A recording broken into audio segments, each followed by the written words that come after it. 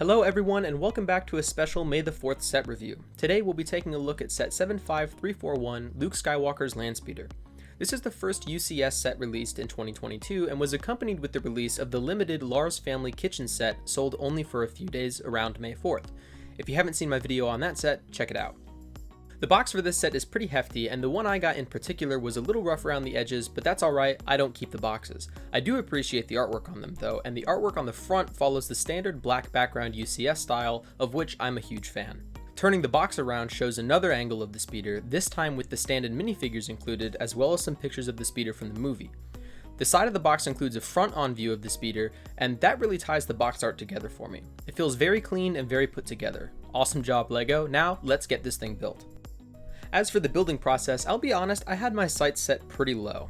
The model doesn't look to be overly complex and pretty basic in shaping, but I'm happy to report that I had totally underestimated this set.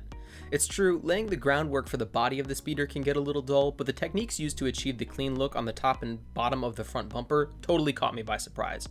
Right after you do the bumper come the engines, which are so well thought out and intricate. While you're building it, you think, man, this is going to look really sloppy by the end, but it all comes together in a really sleek way to form the three iconic engines.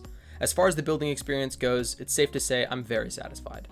With the set built, let's take a look at the minifigures, of which there are only two in a $200 set, but we'll get into that later. Let's start off with old reliable Farm Boy Luke. If you've bought any set with Farm Boy Luke in the past 5 years or so, you know exactly what you're getting here.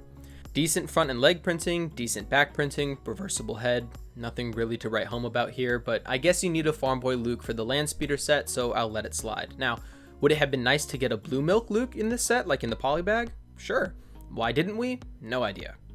Moving on to the second and last minifigure in the set, we have C-3PO, and holy cow, have LEGO given this one the treatment it deserves.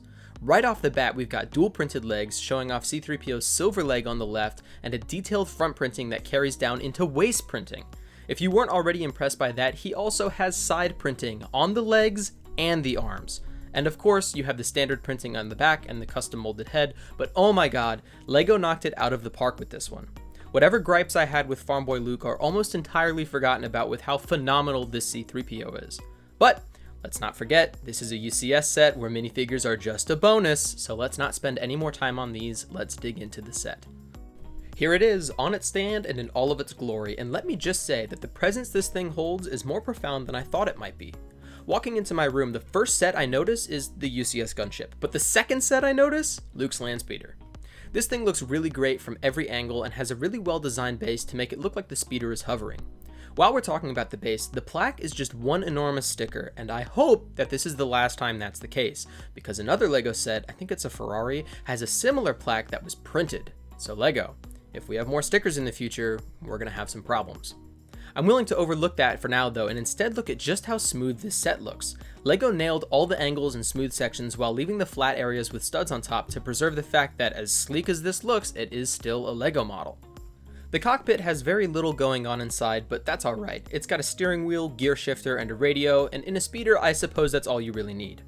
The seats are a really cool three-piece design, but what really takes the cake here is the windshield piece. This is a special piece designed and manufactured for this set only, and it came in a sticky plastic wrapping to stop it from smudging in transport. This is the biggest transparent LEGO piece I have ever seen, and it's shaped absolutely perfectly. It's tricky. In the movie, the Landspeeder looks long and thin from the front, but kind of short and stocky from the side, and a lot of that has to do with the shaping of the windshield. The fact that LEGO was able to nail the shape dead on is really impressive and does not go unnoticed. The front bumper holds one of the only stickers not found on the engines, and it's a crucial one, given that it's in the very front of the set. This would have been a great piece to have printed on, but fortunately 15 plus years of building these sets has given me enough experience to nail the sticker placement. The tubing at the front of the speeder is yet another feature that ties it all together, disappearing into the vent around the side of the speeder, giving it a really clean look. Now let's finally turn our attention to the engines. As any boy watching Star Wars will tell you, these engines are the coolest part of the speeder, with our favorite being the exposed engine showing off all the wiring and mechanisms inside. This one, of course, was the most fun to build, though all the engines use very interesting design methods in order to achieve the desired look. I think the only change I would make would be to have some kind of nozzle on the back of the engines instead of making them totally closed off. But on the whole, I'm very impressed with the shaping and sculpting methods used to get the right look for the engines. That about brings us to the end of the review of this set, but if you've seen any of my videos before, you know we aren't quite finished yet. I like to score each set that I buy, build, and review, so let's put this one through the ringer. Starting off with the play category, I'm expecting this one to score rather low, given that it's a UCS set and it's meant for display, not play. Swooshability and playability, I'm giving a 1 out of 10, and it only avoids a 0 because the speeder holds its form well and it's swooshable even if it's not minifigure scale. It's totally possible for you to pick it up off the stand and swoosh it around if you so choose. Minifigures is a tough one. 2 figures in a $200 set is abysmal. I've never agreed with LEGO's opinion that minifigures are only a bonus in UCS sets, and I think we deserve more than a run-of-the-mill farm boy Luke. However, I can't deny that we did get a simply impeccable C-3PO, so I'll give this one a 4 out of 10, I think it's fair. The building process was surprisingly entertaining and gets an 8 out of 10. Maybe my shock that it wasn't a total snooze fest is making me a bit biased, but I really don't care, it's getting an 8. The scale is getting a 10 out of 10. It's perfectly proportional and it's big enough that it demands attention without taking up too much table space. Durability gets a 10 out of 10. You'd have to try pretty hard to damage this thing, and you can turn it every which way without pieces falling all over the place. I'm really not sure what else I could ask for from a set.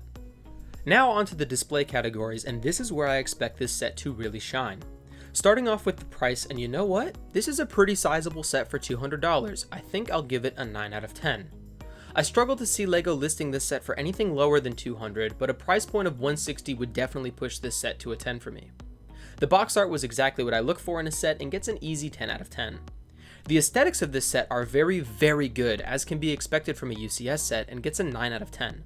Some more details inside the cockpit would push this to a 10 for me, but hey, you can't win them all. As for accuracy, I'll give it a 9 out of 10. Again, it's so close to perfect, but it's the little things like the lack of nozzles on the back of the engines that stop me from giving it a perfect score.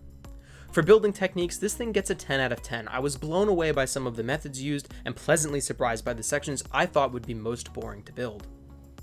This brings the total score to an 80 out of 100, making it the highest ranked Star Wars set I've reviewed so far. With a $200 price tag, I would expect nothing less. Thank you all for watching, and check out my Instagram. With all the August Star Wars sets leaking and being revealed, I'm pretty excited to get into the summer, and my Instagram page will see everything I do first.